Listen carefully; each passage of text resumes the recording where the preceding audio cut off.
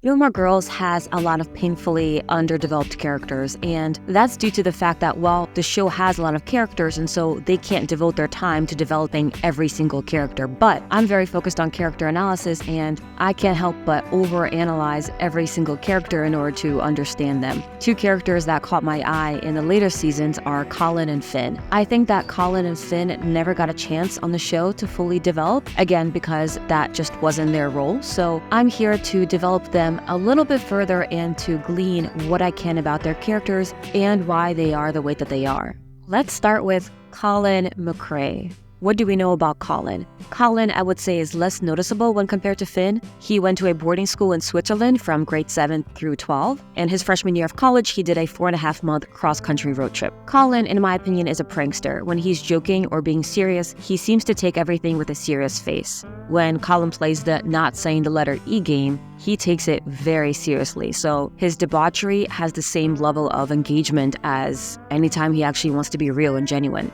Colin is also one of the people that starts a dramatic performance in class, begging for Rory's attention, and then he starts a fight with Logan. So Colin is dramatic, and I find it interesting that he's very good in his performance in that scene. He is willing to go through that performance and give it his all. Even though everything that he does it with a straight face. Colin is also very elitist. He is very rude to Marty, and out of all the Life and Death Brigade crew, he shows the most overt signs of elitism and prioritizing wealth. So he can be quite a jerk. His first appearance on the show is particularly harsh. He bumps into Marty and says, "No, seriously, you couldn't see me there." Colin is also a jerk on the way out. He mocks Marty's shirt. There's an episode where everyone is out at dinner, and when Marty has to go to an ATM to get cash out, Colin says, "Oh, an ATM, how quaint," after Marty leaves. What I find interesting is that the overt signs of elitism from Colin only happen around Marty. So it makes me wonder if something happened between Colin and Marty, and this is my headcanon, that made Colin particularly be a douchebag to Marty specifically, because I haven't seen that level of disdain from Colin towards anybody else. Colin also seems to have kind of a disregard for women, but I also kind of see that same level of disregard from him for men, and makes me wonder if that's really tied to status rather than it is to gender. We see that he's nice to Rory, which suggests that for him, the focus is maybe not so much gendered as it is based on status. One scene that demonstrates Colin's sort of disrespect is when he brings a girl from Holland who doesn't speak any English, which makes no sense whatsoever. Even in the early 2000s, it seems kind of odd that someone from the Netherlands wouldn't know at least some English, and most likely they probably know a fair amount of English. I just think it's so weird that they chose the Netherlands out of all the European countries. And I find it also bizarre that the girl from the Netherlands has this attachment to Colin. It almost feels unusual. Just like, what is she thinking? It almost makes me think that she was trolling. Another interesting point about Colin is that he seems to be self-aware. So he has a lot of straightforward, no bullshit moments. In one of the early episodes, when Colin complains about Richard's choice of scotch, Logan asks Colin to add water to the scotch so that Rory doesn't get in trouble, and Colin is very cognizant and he says, of course. In a later episode, we see that Colin is very well aware of the situation and he's being considerate. He sees that when Rory comes home and she wasn't expecting a whole crew to be there, he says, "I'm getting the sense that the women of the house had no idea we were going to be here." And then later, Colin has the wherewithal to say that they will continue their planning another time because he's picking up on the fact that Rory is irritated with Logan at that moment. There's one scene where we learn the most about Colin's character. When Logan and the crew are out at Chinese food with Marty and Rory, Colin mentions that he went to a boarding school, and Marty asks, "Didn't you miss your family?" Colin's reaction is very telling.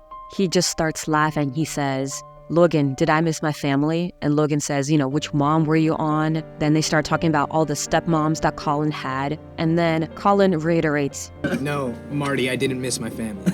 And the way that he says that sentence is so incredibly bitter, along with Colin's expression. He has this laughter and this disdain. I've seen at least one comment criticizing that particular scene, saying that Colin was just being a dick. Why couldn't he just say no? But what I think about in that moment is that it seems like that question struck a chord with Colin, because his response is not only him being mean and sassy in the moment, it just seems like it hit him in a certain way, and for him, it's just shocking. It feels like he couldn't help but respond the way that he did. And you could just feel that anger with him in that particular moment. I think it just shows a little bit about his background. So what we know is that he went through a ton of moms and he never wanted to come home. He was happy to be far away from home. In the 1950s, psychologist Harry Harlow began a series of experiments on baby monkeys, depriving them of their biological mothers and using substitute wire and terry cloth-covered mothers. Harlow's goal was to study the nature of attachment and how it affects monkeys who were deprived of their mothers early in life. Harlow's experiments showed that the infant monkeys preferred the cloth surrogate mothers over the wire ones, even if the wire mothers provided food. This suggested that contact comfort and emotional attachment were more important to the monkeys than nourishment. Monkeys raised in isolation or with inadequate maternal care experienced long-lasting psychological effects, including difficulty forming normal social relationships as adults. Monkeys raised without proper maternal care also had issues with attachment. They struggled to form secure and healthy bonds with other monkeys and often exhibited insecure attachment styles. So I'm not saying that Colin is a baby monkey, and we really don't know what happened to Colin and what happened in his life. All I want to say is, under the right conditions, a healthy person can be turned into a monster. And just that one tiny conversation that we saw makes me wonder if he really did have a home life that was bad enough that made him want to be away from home and be happy that he was away from home. To me, and this is my headcanon completely, is Colin is Patrick Bateman, the college years. I feel like Colin would have turned into Patrick Bateman from American Psycho if he didn't join the Life and Death Brigade. I think the prankster lifestyle is what saves him a little bit from descending into apathetic madness. The fact that he's developed friendships and that he's able to put his seriousness into doing pranks and developing bonds with other people is what allows him to have some form of humanity, even though that might have been stripped away by his family, his privileged lifestyle, and neglect. Who is Finn? Here are some basic facts. We know his father used to cross-dress. His sophomore year, he went off to Spain. He stayed for 2 months and almost joined the French Foreign Legion, and he slept with a recruiter to get into Yale. Finn's personality could be best described as he's on drugs even if he's not on drugs. It's as if he's perpetually in a play, constantly changing scenes and taking on a new character. When Rory is kidnapped to be taken to a campsite, we see that for Finn, it's way too early. The sun is too bright. He can't handle reality at this hour, even though it's 4 p.m. So it's as if there's just too much realness to the situation for him in that moment. My impression of Finn is that he's not self-aware, but by choice. He is very forgetful. He forgets who Rory is all the time. Do I know you? Do I know you? Rory Gilmore? Finn. Pleasure to meet you. Have I met you yet? Several times. All right then. I find it interesting that some people have felt that his forgetfulness of Rory may be perhaps misogynistic or a way of showing that he is too self-absorbed, but it really makes me wonder if maybe part of his character trait is the fact that he's really not even aware of himself. Who the hell are you? Well, if I knew that, I could dismiss my therapist, couldn't I? And I also find it interesting to do this to a main character, particularly with someone who has gotten a lot of attention from boys on the show. But much like he forgets Rory, he forgets facts about himself. Finn also doesn't really seem to be elitist. I couldn't find any clear signs from Finn that he leaned on wealth or status. There's one possible sign when Finn guesses Maytag repairman when Logan tries to remember where he knows Marty from and says there was some uniform involved, but it's hard to say what that comment was meant to state. In fact, when Colin starts to attack Marty by saying, "You didn't see me there," Finn deflects the situation saying, "Not everyone is staring at you, Colin." To me, I interpret that as a way of stopping the situation from progressing. I can't help but feel that Finn is someone who is self-destructive. He feels like he's someone who seems to have so much ennui that he no longer has any sense of self-preservation. When they're at the campsite, Finn runs off and Logan says, "Make sure he doesn't run off a cliff." And Colin responds with, "Stephanie, it's your turn." So it seems like he probably does this quite often. There's a great scene when Finn is shooting a gun. He shoots it a few times, he gets bored, and he wants to be a target, with Colin saying he's always a target, and then he gets shot pretty fast. So he seems to have no regard for his own life. Another interesting aspect of Finn's character is that he's very affectionate with Colin. He always puts his arm around him. He's very sweet to Colin, and they have this very cute bromance together. Here's my headcanon for Finn. Finn seems like he's Captain Jack Sparrow the college years. It's as if Finn is just sloshed the whole time and he doesn't know where he is or what his purpose is. I think he just woke up one day and thought, "I think I'll go to college today." He doesn't know what he wants because he's bored with his existence, and we know that he slept with a recruiter to get into Yale, so honestly, it might have been just a spur-of-the-moment decision. I think he's very directionless in life and he doesn't put that much value in his own existence. So now now that I've spent my time defending these gentlemen, I wanted to point out some issues that fans have with these two characters. Both of them hit on women constantly, and both of them are very unsuccessful when it comes to hitting on women. They usually strike out or they just can't find anybody. And a lot of fans feel that that's quite misogynistic, and it's hard to fully disagree with that. Something that I think is a little redeeming in that aspect is that because they're so unsuccessful and it's so blatantly obvious that they won't go anywhere, they don't seem like much of a threat. Something that I found also very curious is that when I looked at scenes of Louise has had some interesting conversation about boys that I also found a little bit disturbing. It's time to break up, but he seems so happy. You could date his brother. I guess, but that's so been there, done that. We could switch. Isn't that how I got him? So it almost feels like Louise's perception of boys is similar to how Colin and Finn view women. And they're not mean to women directly. When we see them in a group of women, they are kind to them, but they are constantly hitting on them. Another aspect that is criticized is that, truth be told, they can be dicks. When they get drunk together, they become very loud and very obnoxious.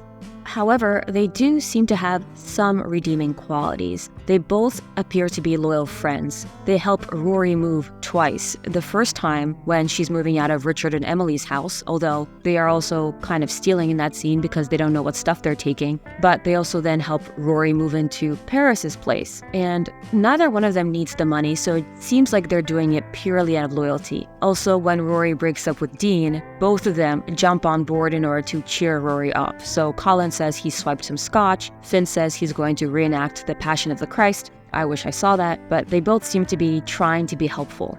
So there's one scene that has put their friendship into question, and I wanted to focus it a little bit. And this is the scene where Logan is in the hospital because of an accident. Colin and Finn joke about adopting Logan to get around the whole only family gets information problem in the hospital. Rory flips out on them, saying that everything to them is a joke and that they don't really care. How could they have a friend in the hospital and be making jokes? Originally, when I saw this scene, I sided with Rory, but upon rewatch, I think I want to come to their defense and hear me out. So before they start joking about adopting Logan, they give a breakdown of Logan's family situation. They explain what's happening to the mom, the dad, and the sister. We find out that Honor is on her honeymoon trying to get a flight back. Logan's mom checked into a spa in Arizona, and they left word with the dad, but they didn't hear back. So not only are they in the hospital with their friend, but they have contacted his entire family, and Colin called Rory to let her know what was going on. One could argue that they could have done more in the moment, but it's really hard to say in those kinds of situations how much two friends can do when they're faced with this reality. Finn is also dressed like he just came off of the accident, which you can't read too much into because it is Finn, but it kind of gives the impression that this is relatively recent and they are putting things into motion. And we don't know much about these characters, but it's also possible that their joking is a coping mechanism, that that's how they react to sad or stressful events, by making a joke of it. People create humor out of everything to make our dark situation less painful. Not to mention, Logan knew exactly what he was getting into, so it's not like they pushed him into it. This is not to say that Rory's reaction was unreasonable. If someone finds out that their significant other is in a hospital, I think it is very natural to have a very strong reaction and to be upset when someone is making jokes. And of course, friends should be cognizant of the fact that in a stressful situation, even though their way of coping may be joking, but it could impact others and how somebody else feels.